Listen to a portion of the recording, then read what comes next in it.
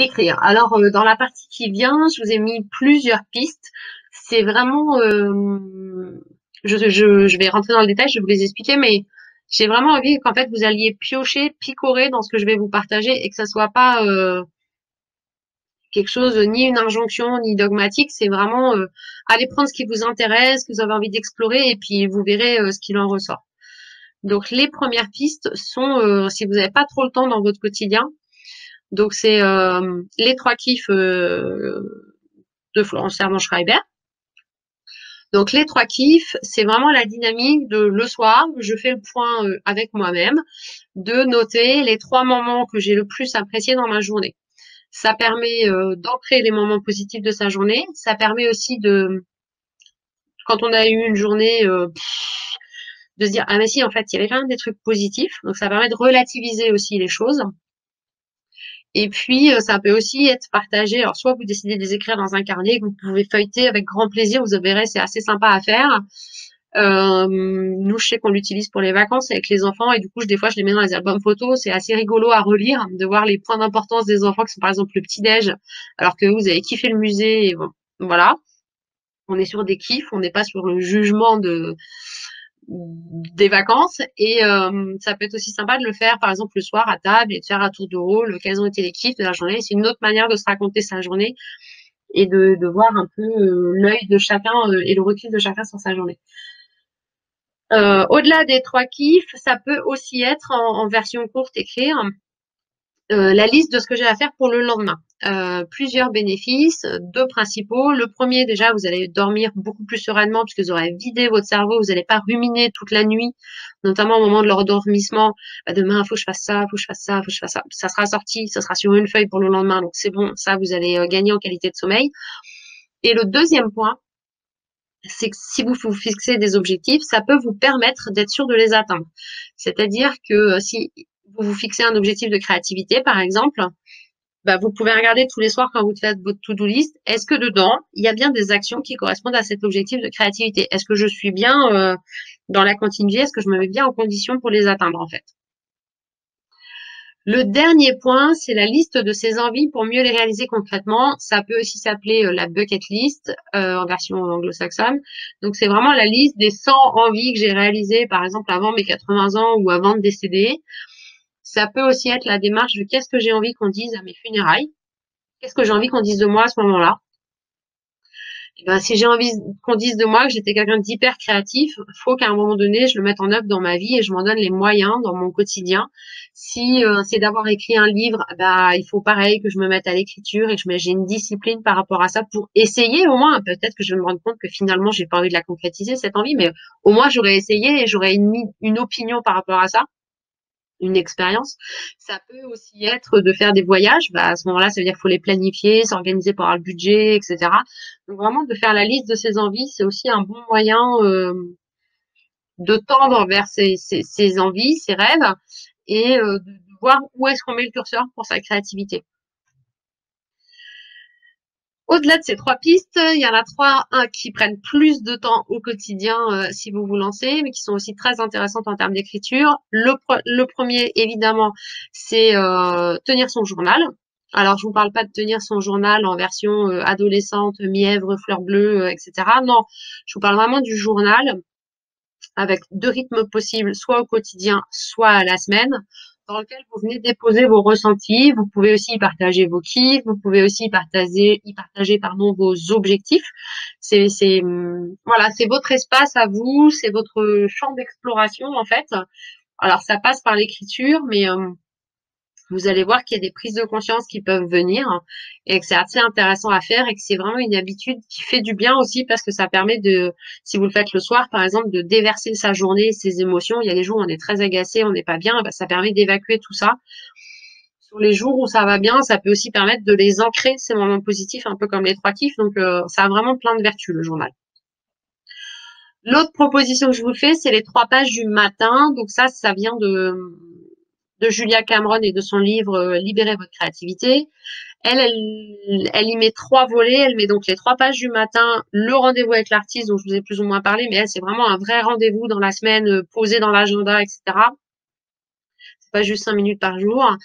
Et elle rajoute à ça une dynamique avec des exercices où vous vous posez des questions d'introspection qui sont écrites dans le livre et toutes les semaines, vous répondez à des questions et ça vous fait travailler sur vous. Donc, c'est assez lourd à emmener. Ça dure 3 mois si on fait vraiment toute la démarche du livre. C'est assez intéressant à faire. Moi, j'en ai vu des vrais bénéfices. Donc, si vous avez le temps et que vous avez envie de creuser de ce côté-là, ça peut être intéressant d'aller voir chez Julia Cameron. Sinon, vous pouvez déjà juste tester les 3 pages du matin qui ont déjà en elles-mêmes un intérêt.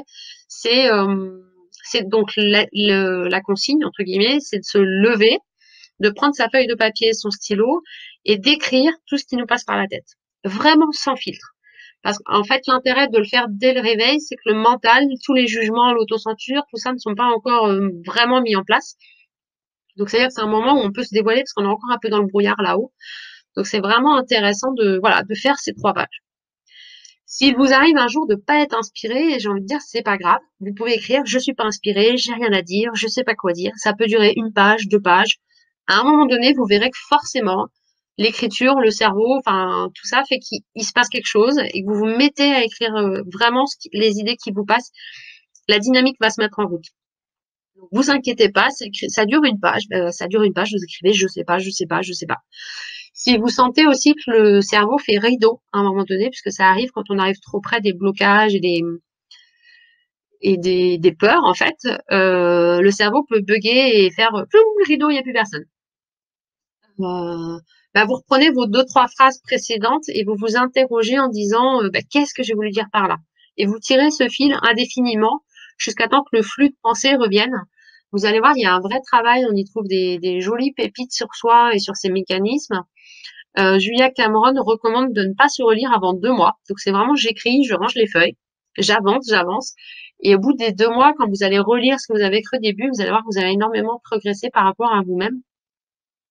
Où est-ce que c'est intéressant par rapport à la créativité? C'est que déjà, ça vous met dans la dynamique de l'écriture, ça vous met dans la dynamique de mieux vous connaître.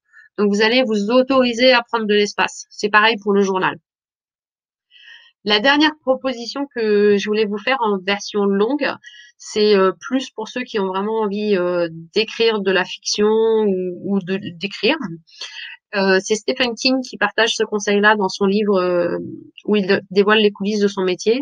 Il dit que en fait, lui, sa technique d'écriture pour ses romans de science-fiction, c'est de fermer sa porte de bureau et de s'asseoir à son bureau tous les jours et d'écrire 2000 mots tous les jours. Il ne sort pas de son bureau tant qu'il n'a pas écrit ces 2000 mots, en fait.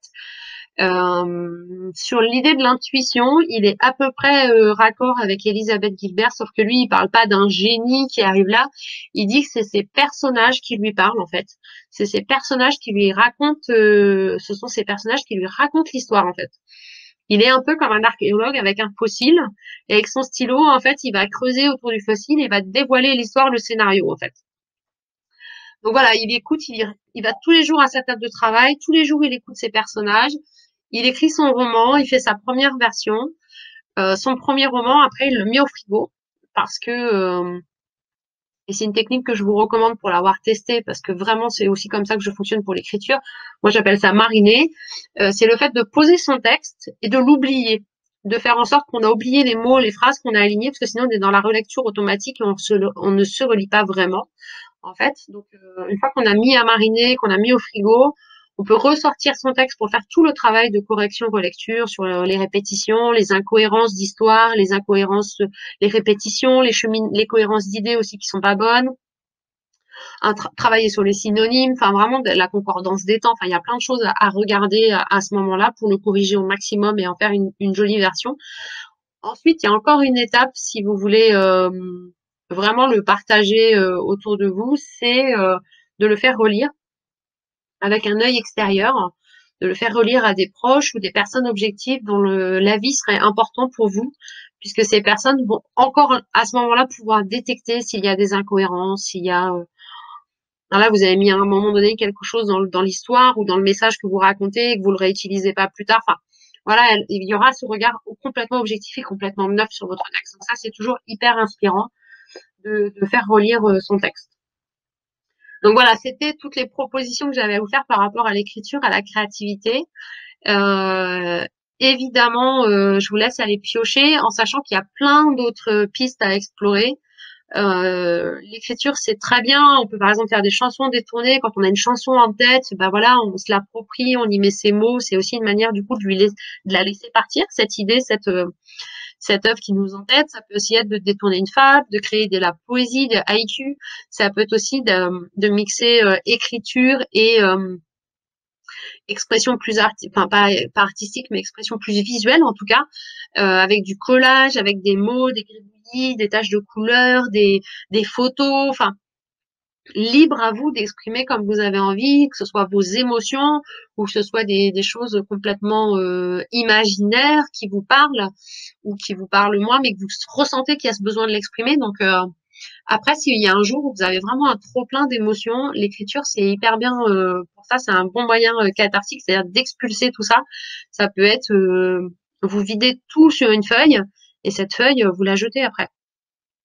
Ça n'a pas obligé d'être, ce n'est pas obligé d'être un texte que vous transmettez, que vous faites lire. Ça peut être juste, voilà, c'est un outil, c'est un formidable outil pour être bien dans ses baskets. Donc voilà, n'hésitez pas aussi à utiliser cette piste. Donc comme je le disais, voilà, la créativité ne nécessite aucune technique. Il y a vraiment aucune perfection à avoir. C'est vraiment vous, votre regard, vos envies. Voilà, il y avait une période où les écrivains jouaient beaucoup avec les mots aussi. Voilà, la technique du cadavre esquis, où il y en a un qui met un mot, l'autre en met un autre, et puis finalement ça raconte une histoire, mais ils savaient pas ce qu'il y avait avant. Donc voilà, jouez, jouez, écoutez-vous, expérimentez, amusez-vous, écoutez votre enfant intérieur, laissez-lui de la place. Voilà, la créativité, c'est vraiment retrouver cet enfant de 7 ans en fait. Et justement, je suis hyper curieuse de savoir ce que vous retenez de ce que j'ai partagé avec vous et de savoir ce que vous allez tester de nouveau, en fait. Qu'est-ce que vous dites en commentaire, ce que vous prenez de la présentation, soit ce que vous prenez tel quel parce que ça vous parle, soit l'appropriation que vous en faites parce que ça, c'est super intéressant de voir comment ça rebondit chez vous, en fait. Ou même quelque chose qui n'a rien à voir mais qui va vous aider par rapport à votre créativité ou vous sentez que c'est votre manière d'exprimer votre créativité à vous. Et donc, si vous voulez aller plus loin, il y a donc mon site internet nathaliemarachal-lenné.fr. Vous pouvez aussi aller voir du contenu chez Florence Servan-Schreiber, évidemment sur l'écriture et la créativité, chez Elisabeth Gilbert, chez Julia Cameron et chez Stephen King, qui sont voilà tous inspirants en termes d'écriture et de créativité. Eh bien, écoutez, j'espère que ça vous a intéressé, que ça vous a donné plein de pistes pour révéler votre créativité, que ce soit avec l'écriture ou même avec d'autres chants qui vous inspirent plus ou qui vous correspondent plus. Et puis, je vous souhaite une très belle journée. Prenez soin de vous. Ciao, ciao!